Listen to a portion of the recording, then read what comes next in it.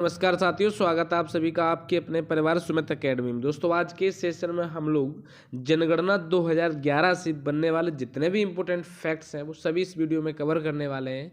तो चलिए स्टार्ट करते हैं आज के सेशन को। प्राचीन काल में जनगणना का जो प्रमाण है वो रोमन साम्राज्य के कैडेस्ट्रल सर्वे के रूप में प्राप्त हुआ। किसके रूप में प्राप्त हुआ भाई? तो प्राचीन काल में जो जनगणना का स्रोत है वो कैडेस्ट्रल सर्वे के रूप में प्राप्त हुआ। मुगल काल की बात करें तो मुगल काल में अबुल फजल द्वारा रचित आईने अकबरी ये पुस्तक है। इसमें 1595 से 96 में जनगणना का उल्लेख मिलता है। आधुनिक पद्धति की बात करें तो आधुनिक पद्धति से सर्वप्रथम जनगणना 1749 में, कब भाई? 1749 में स्वीडन के द्वारा की गई। क्वेश्चन कई बार पूछा है कि आधुनिक पद्धति से सर्वप्रथम जनगणना कब और किसके द्वारा की गई? तो 1749 में और स्वीडन के द्वारा की गई। 10 की जनगणना, 10 की जनगणना का मतलब ये होता है कि 10 वर्ग के अंतराल में जनगणना। जैसे अभी 2011 में हुई तो अब हमारी कौन सी 2021 वाली होगी। 2011 से पहले हमारी जनगणना कब हुई थी? 2001 में। इसको बोलते हैं 10 की जनगणना। तो 10 की जनगणना को सर्वप्रथम अमेरिका के द्वारा किया गया। कब किया गया? तो 1790 में शुरू किया गया 10 की जनगणना को अमेरिका के द्वारा, और 1790 में 1800 से 1801 में इंग्लैंड में जनगणना हुई। अगर आपसे पूछ ले कि इंग्लैंड में जनगणना कब हुई, तो 1800 से 1801 में इंग्लैंड में जनगणना हुई। अब समझते हैं भारत में जनगणना का इतिहास क्या रहा है। तो इंग्लैंड की जनगणना नीति को निरंतर करते हुए जेम्स प्रिंसेप, किसके द्वारा? जेम्स प्रिंसेप द्वारा इलाहाबाद में और बनारस में जनगणना की गई। अब जेम्स प्रिंसेप ने इलाहाबाद में जो जनगणना की थी ये की थी 1824 में, और बनारस में जो ये जनगणना की थी ये शुरू की थी इसने 1827 से 28 में। किसने? जेम्स प्रिंसेप ने। किसके आधार पर? तो इंग्लैंड की जनगणना नीति के आधार पर। अब जेम्स प्रिंसेप के बारे में अगर हम बात करें तो जेम्स प्रिंसेप कौन है? इसने क्या किया था? जो अशोक के शिलालेख थे इनको पढ़ा था। किसने? जेम्स प्रिंसेप ने। किसको पढ़ा? अशोक के शिलालेखों को। कब पढ़ा? तो 1837 में। कब पढ़ा भाई? 1837 में जेम्स प्रिंसेप द्वारा अशोक के शिलालेखों को पढ़ा गया। अगर आपसे एग्जाम में पूछ ले कि अशोक के शिलालेखों को किसने खोजा था, तो अशोक के जो शिलालेख हैं इसको खोजा था टी पेंथिलर ने। किसने? टी पेंथिलर ने खोजा था। कब खोजा था? तो 1750 में खोजा था। अब वापस से आते हैं फिर वहीं अपने। तो एक भारत की पहली पूर्ण जनगणना जो है वो कब शुरू हुई? तो 1830 में हुई भारत की पूर्ण पहली जनगणना। यानी भारत की पहली पूर्ण जनगणना कब हुई है? तो 1830 में।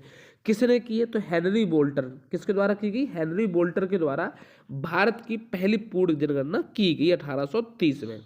ये जब उस समय ये जनगणना की गई थी तो वो ढाका में आयोजित की गई थी। जो वर्तमान में ढाका अभी कहाँ है? तो बांग्लादेश में है।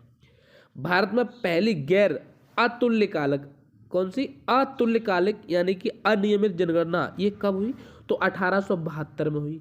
और 1872 में किसके द्वारा की गई? तो लॉर्ड मेयो के द्वारा। किसके द्वारा? लॉर्ड मेयो के द्वारा। ये बहुत पूछता है कि भारत की पहली अनियमित जनगणना कब शुरू की गई? 1872 में। किसके द्वारा? तो लॉर्ड मेयो के कार्यकाल में। भारत में पहली तुल्यकालिक जनगणना यानी कि नियमित जनगणना तो ये कब हुई है? 17 फरवरी 1881 में। किसके द्वारा?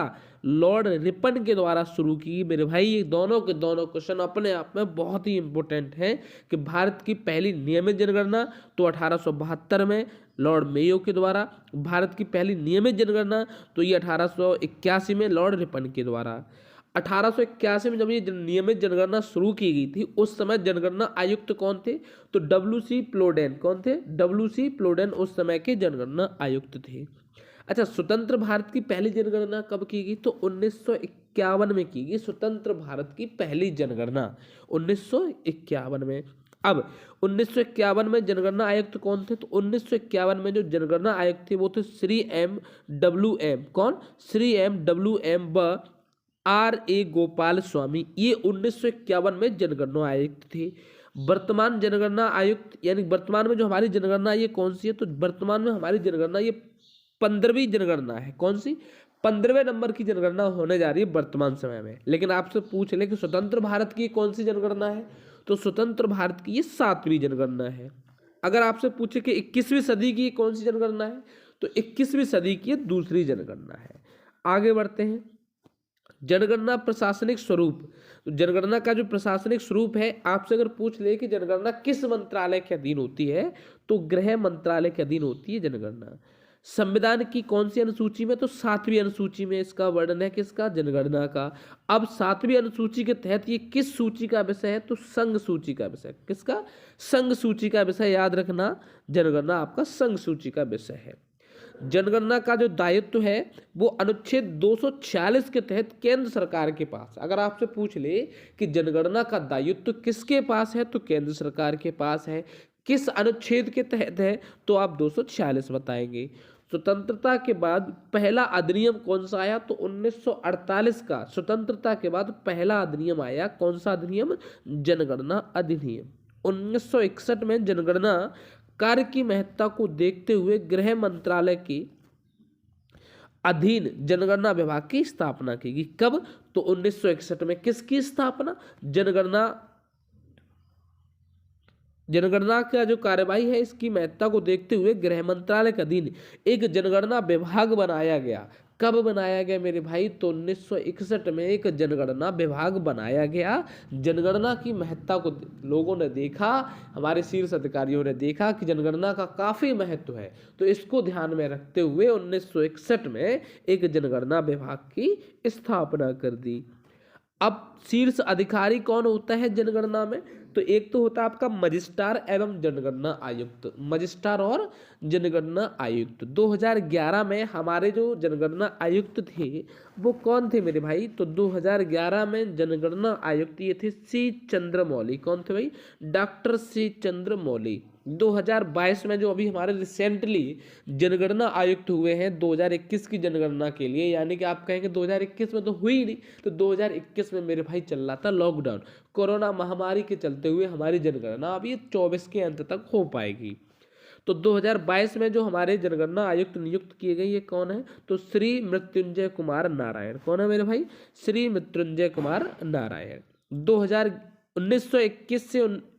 1911 से 1921 में भारत की जनसंख्या वृद्धि में कितनी गिरावट हुई, तो भाई आप कहेंगे जनगणना की बात कर रहे थे, जनसंख्या कहाँ से आ गई, तो मेरे भाई जनगणना में ही हम लोग जनसंख्या की गणना करते हैं। किसकी, जनसंख्या की। तो 1921 से 1911 में भारत की जनसंख्या में जो वृद्धि गिरावट हुई है, ये हुई है माइनस का 0.31%। कितना, -0.31%। ये इतनी गिरावट हुई है, याद रखना। वो पूछता है कि वो कौन सा दशक था जब भारत की जनसंख्या में गिरावट हुई है, तो 1911 से 1921 का दशक था।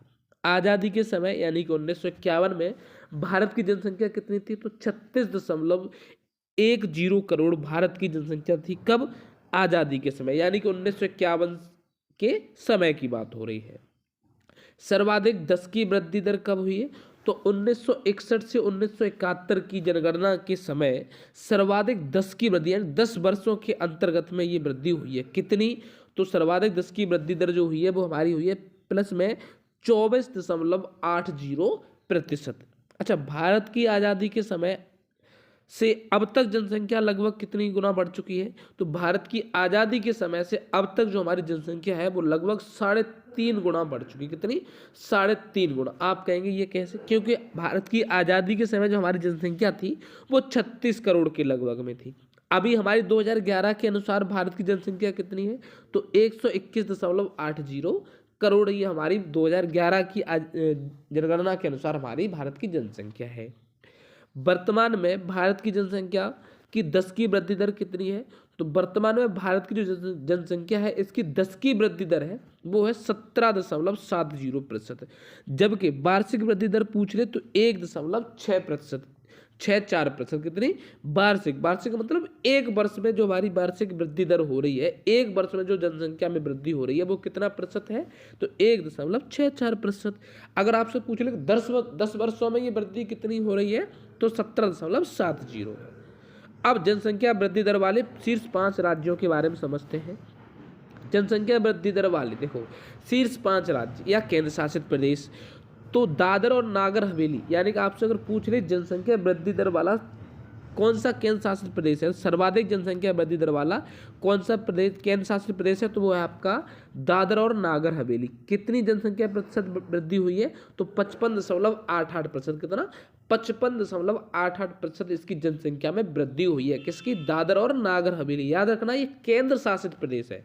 अगर आपसे पूछ ले वह कौन सा राज्य है जिसकी सर्वाधिक जनसंख्या वृद्धि दर हुई है, तो वो है आपका मेघालय। ये आपका राज्य है। इसमें कितनी जनसंख्या प्रतिशत वृद्धि हुई है, तो 27.95% जो है ये जनसंख्या वृद्धि दर हुई है। किस में, मेघालय में। इसके बाद हम दमन द्वीप में कितनी हुई है, तो 53.76। पुदुचेरी में कितनी हुई है, 28.08। अरुणाचल प्रदेश में कितनी हुई है, तो 26.03%। याद रखना मेरे भाई, आपको इसमें से 2 क्वेश्चन याद रखने हैं कि दादर नागर हवेली और मेघालय। आपसे अगर पूछता है कि दादर और नागर हवेली यानी कि सर्वाधिक जनसंख्या वृद्धि दर वाला राज्य केंद्र शासित प्रदेश कौन सा है, तो दादर और नागर हवेली। सर्वाधिक जनसंख्या वृद्धि दर वाला राज्य कौन सा है, तो वो है आपका मेघालय। यूटी में आपका हो गया दादर नागर हवेली और आपका स्टेट में हो गया आपका मेघालय। ठीक है मेरे भाई, आगे बढ़ते हैं। आगे आपका न्यूनतम जनसंख्या वृद्धि दर वाले राज्य कौन कौन से हैं, तो न्यूनतम जनसंख्या वृद्धि दर वाले राज्य, एक तो आपका नागालैंड, ये राज्य है। आपसे अगर पूछ ले कि न्यूनतम जनसंख्या वृद्धि दर वाला राज्य कौन सा है, तो वो है आपका नागालैंड है। कौन सा भाई, नागालैंड है। और इसकी जो न्यूनतम जनसंख्या वृद्धि दर ये माइनस में चलेगी, -0.58%। कितनी, 0.58%। फिर इसके बाद में केरल की जनसंख्या में कितनी कमी आई है, तो ये आपकी केरल है 4.91%। कितनी, 4.91%। लक्षद्वीप, देखो राज्य में तो था आपका न्यूनतम जनसंख्या वृद्धि दर वाला राज्य, वो तो आपका नागालैंड। आपसे अगर पूछे यूटी यानी केंद्र शासित प्रदेश कौन सा है, तो लक्षद्वीप है न्यूनतम जनसंख्या वृद्धि दर वाला राज्य। लक्षद्वीप की न्यूनतम जनसंख्या वृद्धि कितनी हुई है, तो 6.30। कितना, 6.30। अंडमान निकोबार द्वीप की जो जनसंख्या वृद्धि दर है वो कितनी रही है, 6.86%। गोवा की जो जनसंख्या वृद्धि दर हुई है न्यूनतम, वो कितनी हुई है, 8.23%। सबसे अधिक लिंगानुपात वाला राज्य कौन सा है मेरे भाई, तो ये है केरल। कौन सा, केरल। आपसे पूछता है कि केरल का लिंगानुपात कितना है, तो केरल का लिंगानुपात होता है 1084। 1084 का मतलब ये है कि 1000 पुरुषों पर 1084 महिलाएं हैं। ये केरल का लिंगानुपात है। केरल से कम लिंगानुपात वाला राज्य कौन सा, जैसे आपको मान लो क्वेश्चन में दे दिया कि सबसे अधिक लिंगानुपात वाला राज्य केरल है, इसके बाद में किस राज्य का लिंगानुपात सबसे अधिक है। केरल के बाद अगर केरल ऑप्शन में नहीं है, तो केरल के बाद जो सर्वाधिक लिंगानुपात वाला राज्य है वो है आपका तमिलनाडु। कौन सा, तमिलनाडु। और तमिलनाडु का लिंगानुपात कितना है, तो 996 महिलाएं हैं प्रति 1000 व्यक्तियों पर। यानी कि केरल के बाद जो दूसरा लिंगानुपात वाला राज्य है वो है आपका तमिलनाडु। इसमें कितनी महिलाएं हैं, तो 996 महिलाएं 1000 पुरुष पर। सबसे कम लिंगानुपात वाला राज्य कौन सा है, तो हरियाणा है। सबसे कम लिंगानुपात वाला राज्य हरियाणा है मेरे भाई। यानी कि हरियाणा में 879 महिलाएं 1000 पुरुष पर होती है। कितनी, 879 महिलाएं कितने पुरुषों पर, 1000 पुरुषों पर। आपसे बोल दे ऑप्शन में हरियाणा नहीं है, फिर आपसे बोल रहा है कि बताइए कि सबसे कम लिंगानुपात वाला राज्य कौन सा है, तो जम्मू कश्मीर को टिक करना है मेरे भाई। हरियाणा के बाद में सबसे कम लिंगानुपात वाला राज्य जो है वो जम्मू कश्मीर है। इसमें 889 महिलाएं हैं, वो कितनी है, 1000 पुरुषों पर। कितनी महिलाएं, 889। लेकिन सबसे कम पूछता है तो हरियाणा, अगर हरियाणा ऑप्शन में नहीं है तो जम्मू कश्मीर। आगे बढ़ते हैं। अगला क्वेश्चन भाई कह रहा है आपसे शीर्ष लिंगानुपात वाला यानी सबसे अधिक लिंगानुपात वाला केंद्र शासित प्रदेश कौन सा है। हम राज्य की बात कर रहे थे, ये केंद्र शासित प्रदेश है। तो केंद्र शासित प्रदेश कौन सा है, ये है पुदुचेरी। इसमें कितनी महिलाएं हैं, तो 1037 महिलाएं हैं। कितने पुरुषों पर, तो 1000 पुरुषों पर। न्यूनतम लिंगानुपात वाला केंद्र शासित प्रदेश कौन सा है, तो दमन एवं दीव जो है वो न्यूनतम लिंगानुपात वाला केंद्र शासित प्रदेश है। इसमें 618 महिलाएं प्रति 1000 व्यक्ति पर होती हैं। शीर्ष लिंगानुपात वाले 2 जिले की बात कर रहे हैं कि 2 जिले बताओ। राज्य तो केंद्र शासित प्रदेश तो आपने बता दिए, अब मुझे जिले बताओ भैया। अगर एग्जाम में टफ क्वेश्चन पूछना है तो यहीं से पूछेगा कि शीर्ष लिंगानुपात वाले 2 जिले बताओ। तो एक तो आपका हो गया माही, ये कहाँ है, पुदुचेरी में है। पुदुचेरी में है आपका एक माही जिला और इसमें कितनी 1176 महिलाएं हैं प्रति 1000 व्यक्ति पर। दूसरा है अल्मोड़ा जिला। अल्मोड़ा जिला कहाँ है? तो उत्तराखंड में। इसमें कितनी महिलाएं हैं? तो 1139 महिलाएं हैं। कितने व्यक्ति पर है? तो 1000 व्यक्ति पर। ये तो हमारे शीर्ष लिंगानुपात वाले 2 जिले थे, यानी कि ऐसे 2 जिले जिसका लिंगानुपात ज्यादा है। अब हम न्यूनतम लिंगानुपात वाले 2 जिले भी समझते हैं जिनका लिंगानुपात कम है। ऐसे 2 जिले बताओ। जैसे दमन है, ये दमन और दीव में, इसमें 1000 पुरुषों पर केवल और केवल 533 महिलाएं हैं। कितनी? 533, यानी सबसे कम लिंगानुपात वाला जिला कौन सा है? तो ये दमन है, दमन और दीव का। दूसरा है लेह। ये कहाँ है? लेह लद्दाख, जम्मू कश्मीर। 583 महिलाएं मेरे भाई 1000 पुरुष पर। ठीक है भाई।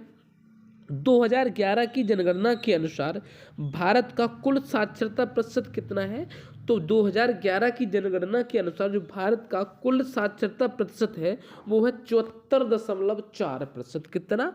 तो 74.4%। ठीक है भाई। अगर आपसे पूछता है कि इसमें कुल साक्षरता प्रतिशत, तो आपको आपने बता दिया 74.4% है, लेकिन आपसे पूछता है कि बताओ पुरुष साक्षरता प्रतिशत कितना है? तो 2011 की जनगणना के अनुसार पुरुष साक्षरता प्रतिशत जो है वो है 82.14%। कितना है मेरे भाई?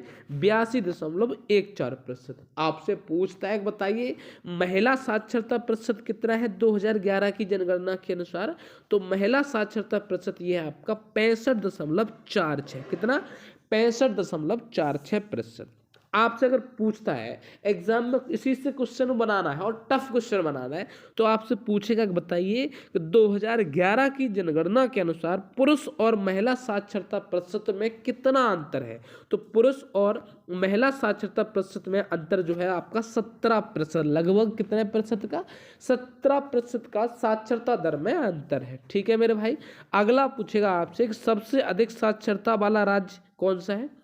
तो सबसे अधिक साक्षरता वाला राज्य ये आपका केरल है। इसमें कितने प्रतिशत लोग साक्षर हैं? तो ये आपके लगभग 94% लोग जो है वो साक्षर है। किसमें? केरल में। सबसे अधिक साक्षरता वाला राज्य आपका केरल बन गया। आपसे पूछता है कि बताइए कि न्यूनतम साक्षरता वाला केंद्र शासित प्रदेश कौन सा है? तो वो है आपका लक्षद्वीप। कौन सा है? लक्षद्वीप है न्यूनतम साक्षरता वाला केंद्र शासित प्रदेश। कितना प्रतिशत है इसमें? तो आपका सर्वाधिक साक्षरता वाला जो केंद्र शासित प्रदेश लक्षद्वीप है और इसकी जो साक्षरता परसेंटेज है वो है 91.8%। कितना है? 91.8%। ये सर्वाधिक साक्षरता वाला केंद्र शासित प्रदेश हो गया। फिर न्यूनतम साक्षरता वाला केंद्र शासित प्रदेश पूछे तो ये कौन सा है?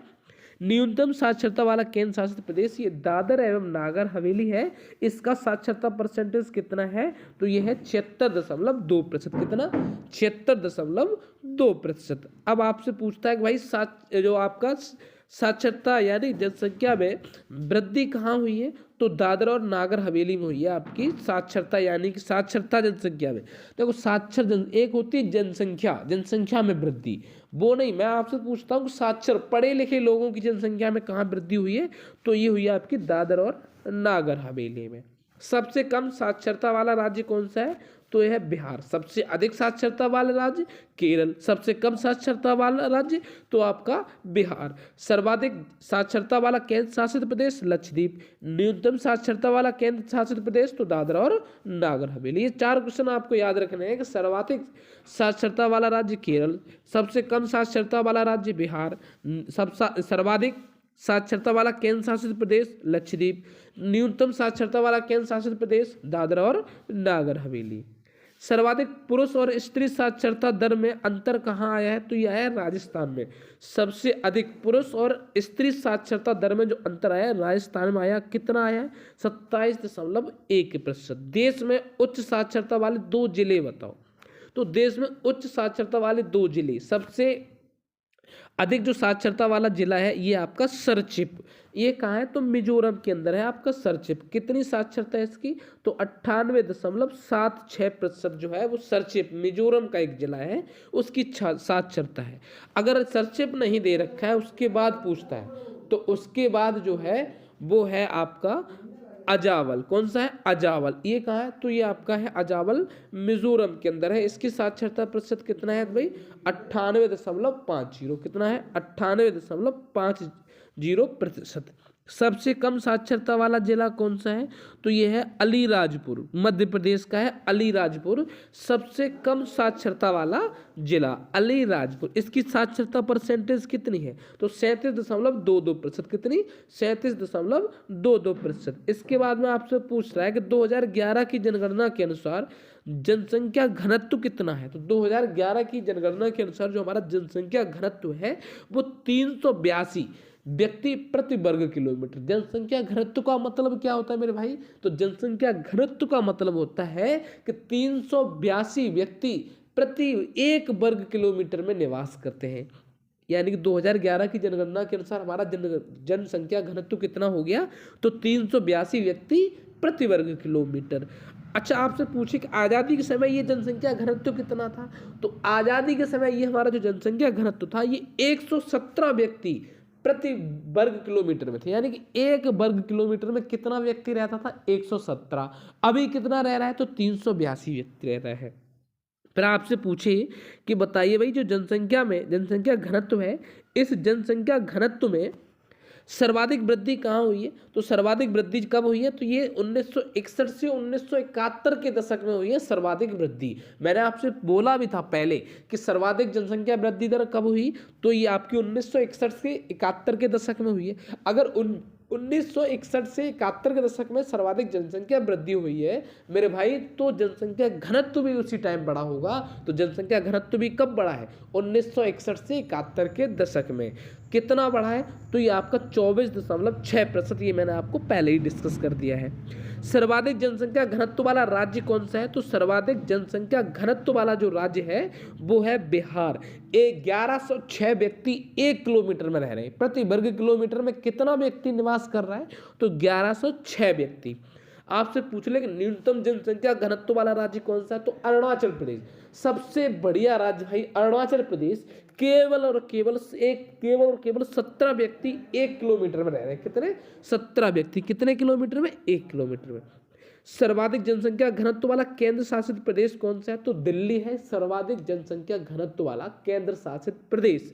कितनी जनसंख्या यहाँ पे निवास करती है? तो दिल्ली में 11,320 व्यक्ति प्रति 1 किलोमीटर में निवास करते हैं। यानी कि सर्वाधिक जनसंख्या घनत्व वाला केंद्र शासित प्रदेश कौन सा हो गया मेरे भाई? तो यह है दिल्ली, 11,320 व्यक्ति प्रति वर्ग किलोमीटर। अच्छा, दिल्ली के बाद पूछे आपसे तो कौन सा है? तो चंडीगढ़ है। चंडीगढ़ आपका सर्वाधिक जनसंख्या घनत्व वाला दूसरा केंद्र शासित प्रदेश बन जाएगा। यानी दिल्ली से कम जो यहाँ पे लोग रहेंगे वो कहाँ आएंगे? चंडीगढ़ में। ठीक है मेरे भाई, ये थे आज के हमारे 2011 की जनगणना से रिलेटेड जितने भी इंपोर्टेंट फैक्ट एग्जाम में पूछे जा सकते हैं, एग्जाम पॉइंट ऑफ व्यू से इंपोर्टेंट हो सकते हैं, वो सभी हमने इसमें डिस्कस किए।